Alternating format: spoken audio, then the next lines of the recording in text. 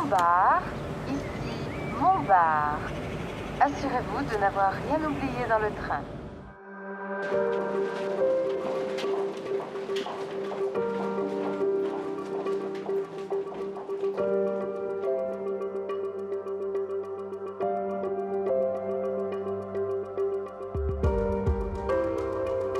À 1 heure de TGV de Paris, en Bourgogne, nous arrivons dans la ville de Montbard. Caractérisée par une douceur de vivre en milieu rural et un patrimoine historique riche, Montbard rayonne à l'échelle mondiale par la présence d'un site industriel de pointe, la Metal Valley. La Metal Valley est l'association de 7 entreprises. Valinox Nucléaire, Vallourec Bearing Tubes, Vallourec Umbilicals, Métal Déployé Resistor, Legrand Cablophile et Salzgitter Mannesmann Stainless Tube. Tous ces géants de l'industrie métallurgique sont implantés dans le bassin montbardois. C'est l'histoire commencée il y a plus d'1 siècle qui a forgé cet ancrage sur le territoire. En 1895, les frères Bouet créent la Société française de fabrication des corps creux, qui produit des bouteilles sans soudure en acier. En suivant la demande du marché, cette entreprise orientera de plus en plus sa production vers la création de tubes en acier. 1902 marque la création de Métal Déployé, qui donnera naissance par la suite à Métal Déployé Resistor et Cablophile.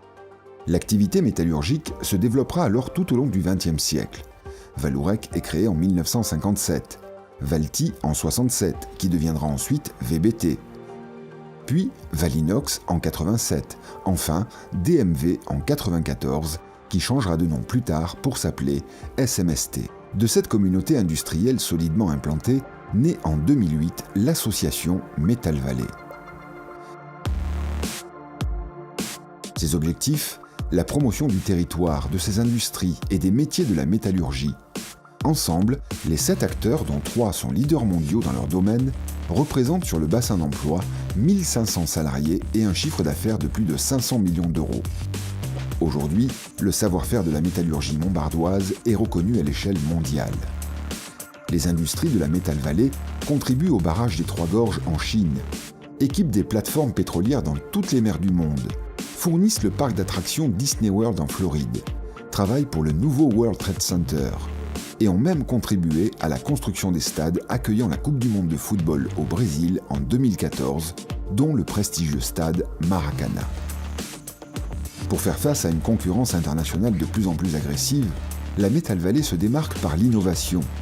Modernisation de la presse à filet de SMST, du four sous azote le plus grand d'Europe chez Vallourec Bearing Tubes, nouvelle technologie de géolocalisation des produits en cours de production. Par ailleurs, les sociétés sont bien conscientes du trésor que représente le savoir-faire des hommes et femmes qui les composent. C'est pourquoi elles comptent beaucoup sur la formation et sur la possibilité d'offrir des perspectives d'évolution. Convaincue que le développement de l'attractivité du territoire passe par un travail en commun avec les acteurs locaux, l'association Metal Valley est partenaire du lycée professionnel de Montbard.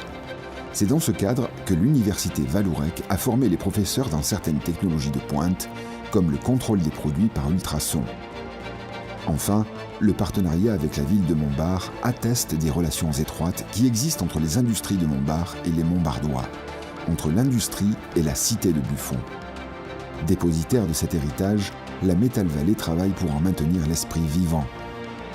À Montbard, l'industrie est bien dans la ville et la ville vit ses industries.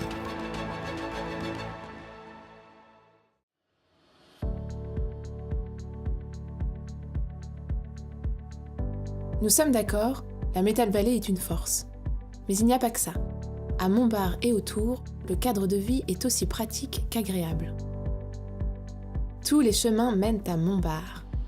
Traversée par la ligne TGV Paris-Lyon-Marseille, la ville se place à seulement 1 heure de la capitale.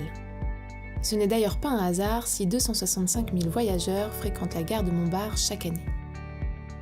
Située en Haute-Côte d'Or, au cœur d'un canton de près de 20 000 habitants, Montbard privilégie le lien à son territoire via un large réseau de transports en commun. Avec plus de 30 communes environnantes desservies, on ne peut pas dire que la ruralité soit synonyme d'isolement.